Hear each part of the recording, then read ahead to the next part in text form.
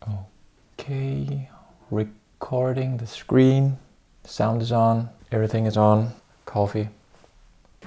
And my co-host.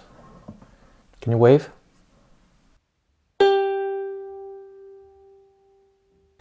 Hi there and welcome to Illustrated and Casper. Today I want to share something with you that I've been waiting for a long time. It's going to be about drawing and it's going to be about sharing my favorite drawings, some of my favorite drawings that the students have been making for a year at the freehand drawing course that I teach at Copenhagen Art School. I've been teaching there for a year now almost, and I don't know how time can fly so fast. I don't know. Anyway, a year has passed and I want to share the drawings with you.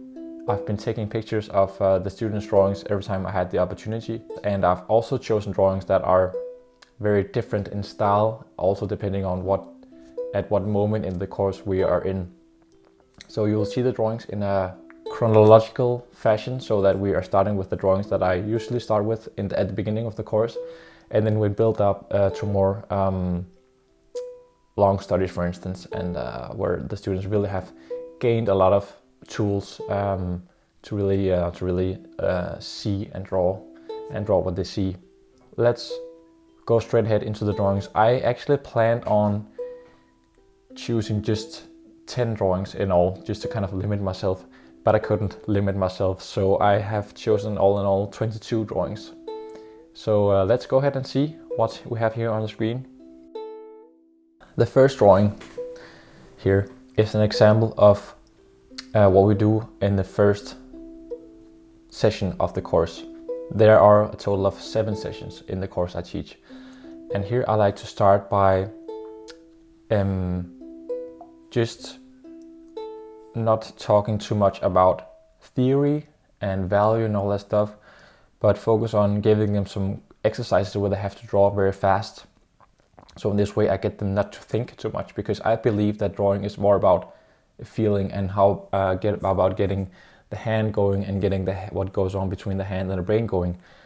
So this is what I call the lightning exercises, because you draw quite fast. We draw with charcoal or pastel, and this one is just gorgeous because here you can tell how the plane starts to work. So here this is pastel, or actually charcoal, where you just focus on drawing the silhouette first using pastel, and then afterwards you press harder at places where the plane changes.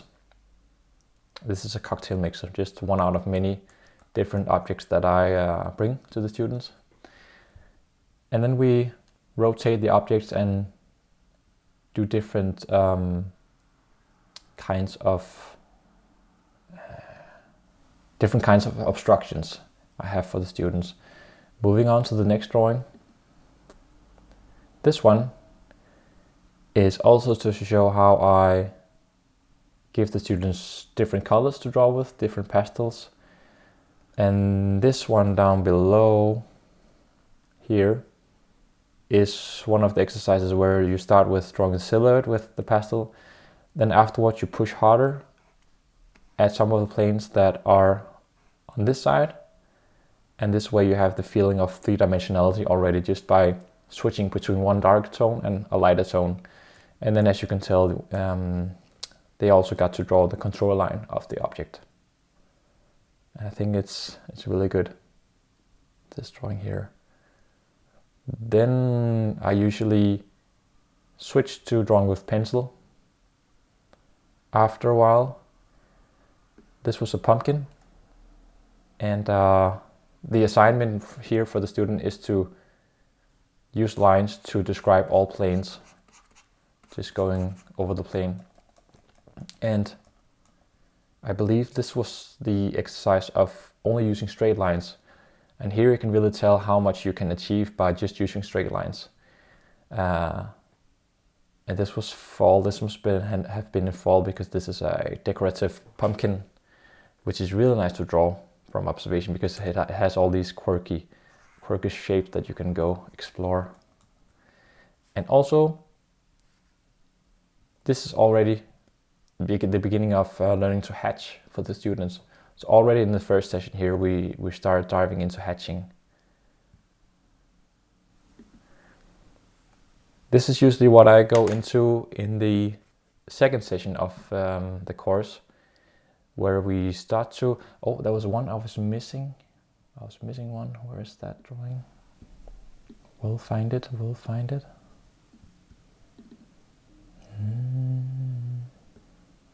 Yes, so here it is. What I usually end up with in the session 1 at the very end is to have the students using blind drawing. I introduce them to the exercise of blind drawing, which is, I believe, the best exercise to start learning to draw what you really see. And here I let the students draw each other's hands, which is always fun, always a hit to end the session with. And also a nice icebreaker before going into session 2 of the course, where I want people to draw portraits of each other. So I really like this hand here. Look at how beautiful the pinky finger here is drawn. It reminds me of Egon Schiele. And then they use a bit of pastel to create some tones, for instance here at the wrist here and on the knuckles. Beautiful drawing, made by someone who hasn't been drawing almost at all. So we will move on to session 2. In this very course that I'm teaching right now, I tried something new. I let the students draw each other's feet wearing striped socks.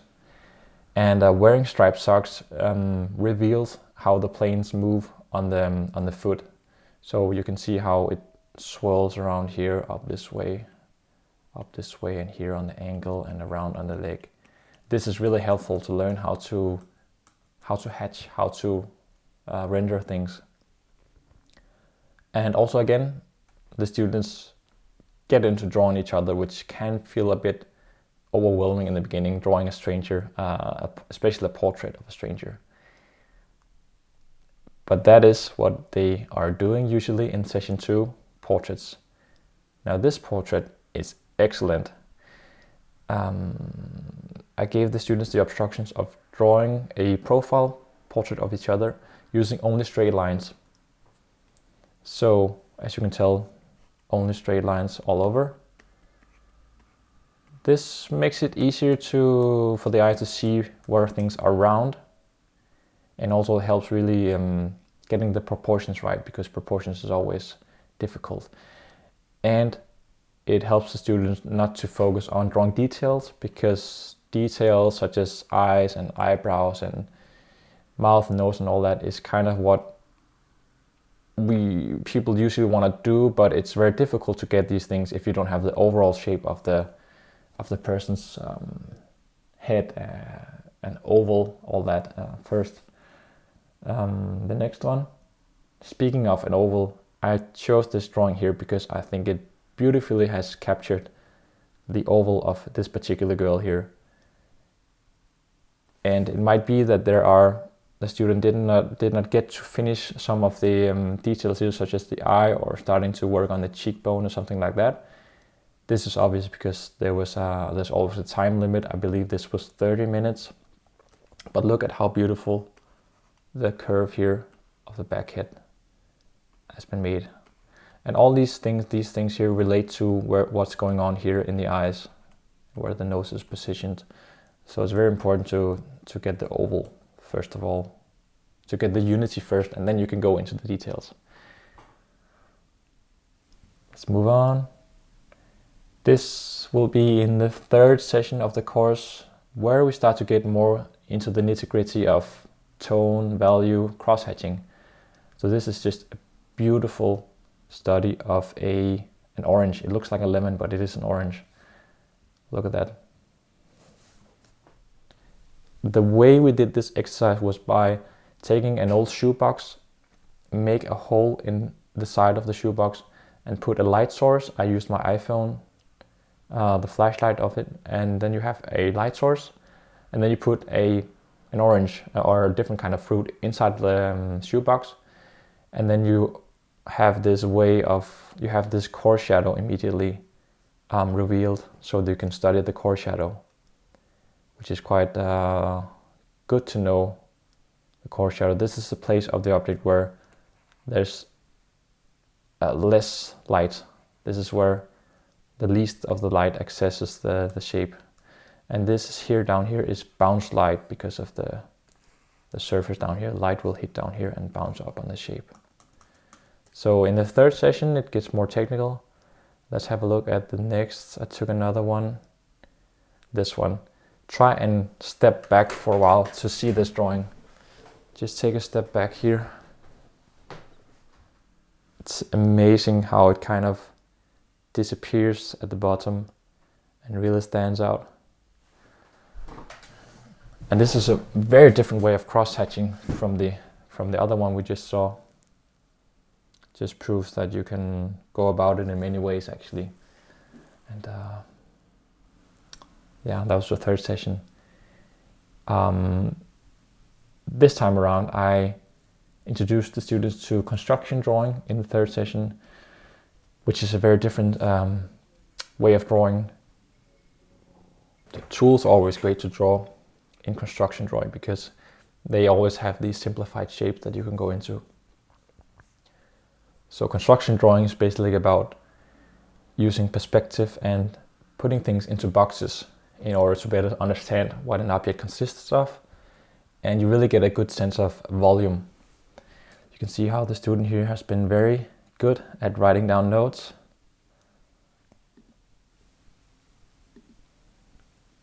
This is another approach to an exercise of construction drawing where the students were given the assignment to build up a cube using perspective, and then through some steps you can build up a cylinder in this cube, and then beautifully rendered here by the student. And again we have the core shadow down here where little light is hitting, and up here highlight. It's very graphical, this drawing here.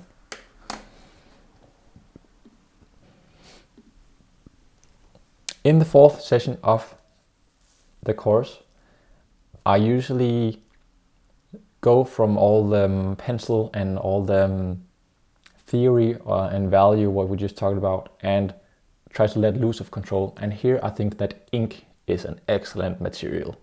I love this session of the course. Maybe it's my favorite actually. And these drawings here are made with using a bamboo pen and concentrated ink, and then combining it with a brush of a wash consisting of maybe 1 part ink and 10 parts water. And this is actually me posing for the students because we only have one model during the course, which is Croquis. I don't pose nude, but I can pose in wearing clothes.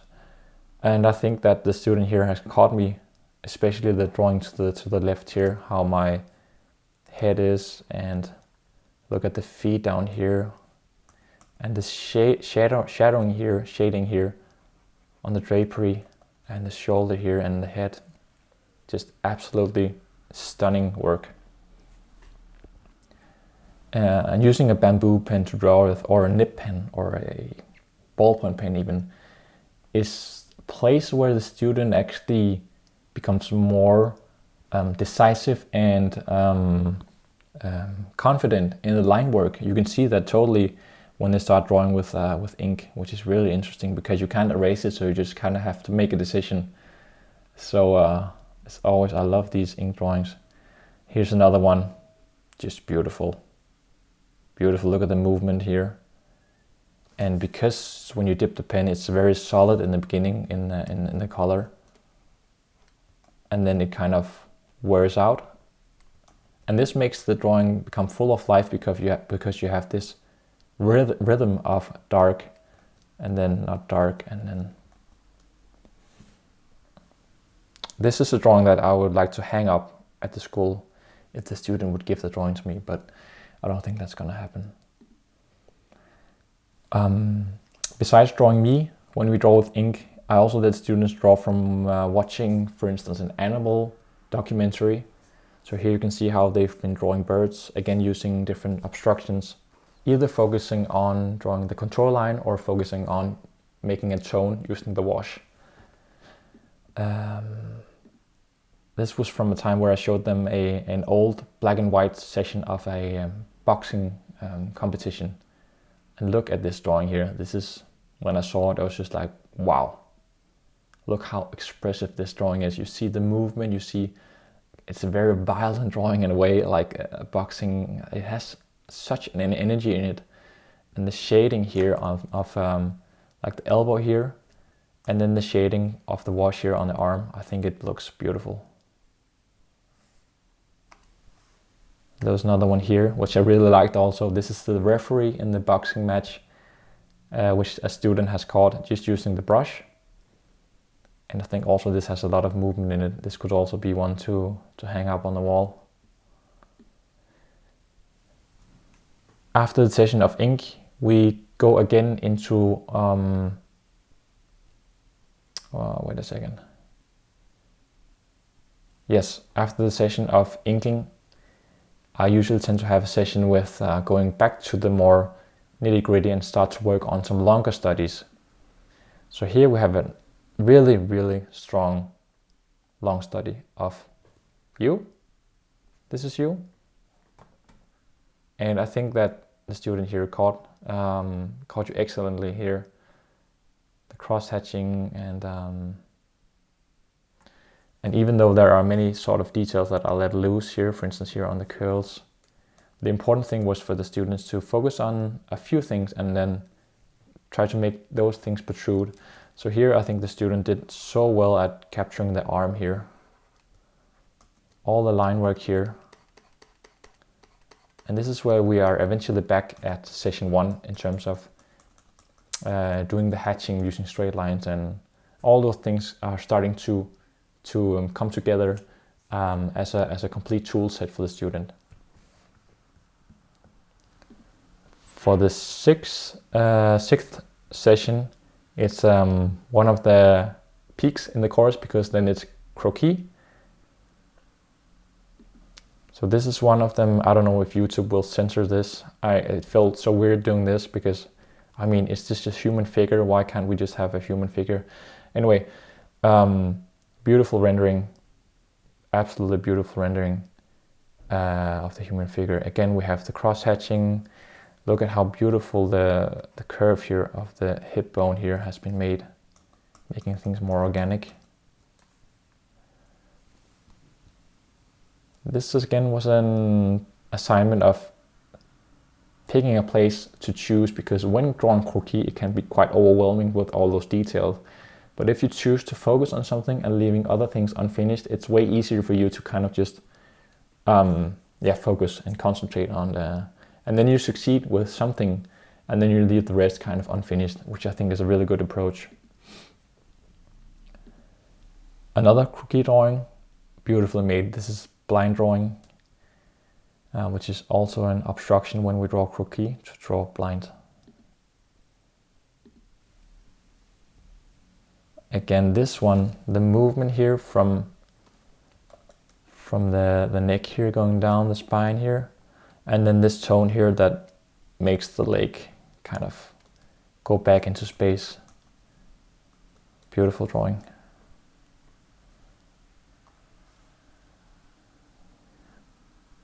At this point, I believe that, yes, the student that made this drawing has also been making a study. I also give the students some different studies they can draw from. And this was the one she made. So I think here she really benefited from drawing this drawing. This is a drawing, a study of a drawing by a guy called Gottfried Bamis, who, yeah, he's German, and he is very like kind of schematic way of drawing, but in terms of cross-hatching it's really good. And I think it's a good study of the hand. Then moving on to the final session of the course, which is number 7, the students are given the assignment of doing a long study of an object. So in this fall, well, last year in the fall, I had some pumpkins with me. This is actually the decorative pumpkin from way back in the beginning, and a glass and a piece of cloth. And that's all you really need to go into a study that lasts for about 2.5 hours. There's plenty of things to to go into in 2.5 hours, because the student have so many tools, proportions, rendering, composition. There's perspective in here as well, and I think this study here shows all these things. Very good.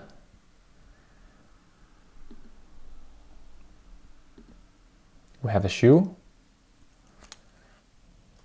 Also a really strong study, and it's funny how just getting that angle here, this is something that the students don't do in the start of the course.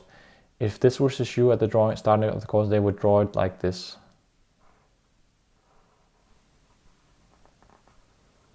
Without this diagonal down here, because we tend to draw things in a symbolic way when we're not used to drawing what we actually see.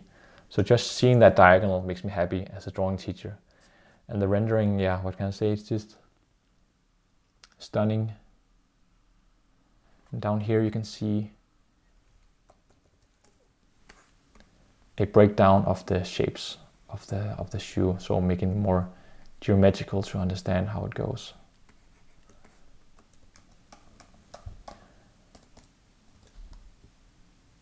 What else do we have in the goodie bag? A skull. Always good to draw a long study of a skull. I should do it even. I'm lazy. I haven't been doing it. I'm the teacher. But this skull here, beautifully rendered, and look at how the student here has been really hatching and being all over the shade, over the planes. And this is what drawing is all about. Being on the planes, using these hatching lines. And she switches between straight lines and curved lines. Now this is a very light rendering of the skull. I believe she must have been using an H pencil. Here we have an example of a darker pencil, which is also a beautiful skull drawing. Especially, I think that these lines down here are so beautifully, they're very decisive. And also, if I zoom in a bit, these ones here and here, they're just very almost like carving.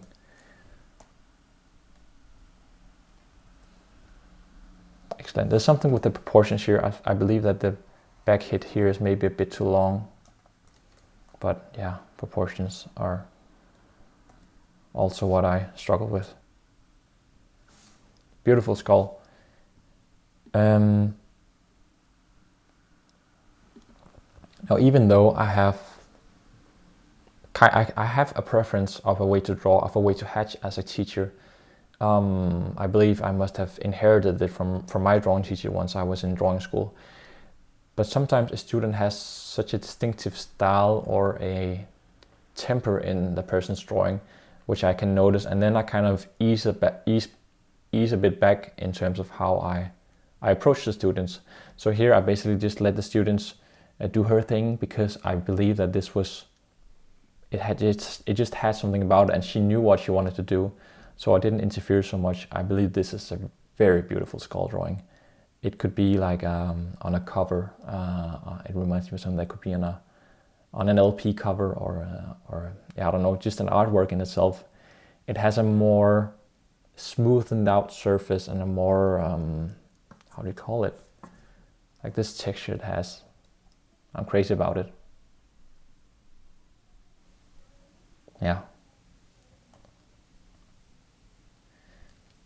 So I think it's important to give the students some tools to draw with, and also I draw on their drawing sometimes to show them some things, but I always respect the students' styles, because I think it's important for them to have that style and to explore it. The last drawing, I believe. Oh yeah, okay, this was the one that I showed you that I was searching for before. I have one bonus drawing in here. Where can I find it? Yes, this one. This is from session 1. And I just think it's very funny how, how the student has superimposed the drawing, so we have this yellow going in over the other shapes. And I just think it's a very festive drawing. It reminds me of something like a party invitation. Maybe it's because of the cocktail mixer in the glass. And I believe this is one of the, of course, it's a dream job to be a drawing teacher and to pass on some tools and have a good time. But the thing that's actually, to be honest, the most exciting thing and the most cool thing about this is to see what the students do, that I always get surprised of what they create from the instructions I give them. It's always a surprise, and that's the magical thing about drawing. And when you draw something, you gotta be, there's gotta be someone to see it, and this is really a dynamic that I enjoy as being a drawing teacher, to see the drawings and share them with other people. Anyway, I think that must be a long video. We'll see how it goes when we edit it, right? I think you will be my editing companion also today. Thank you so much for tuning in, and go draw some oranges and some football shoes and cocktail mixes. Till next time, have fun drawing.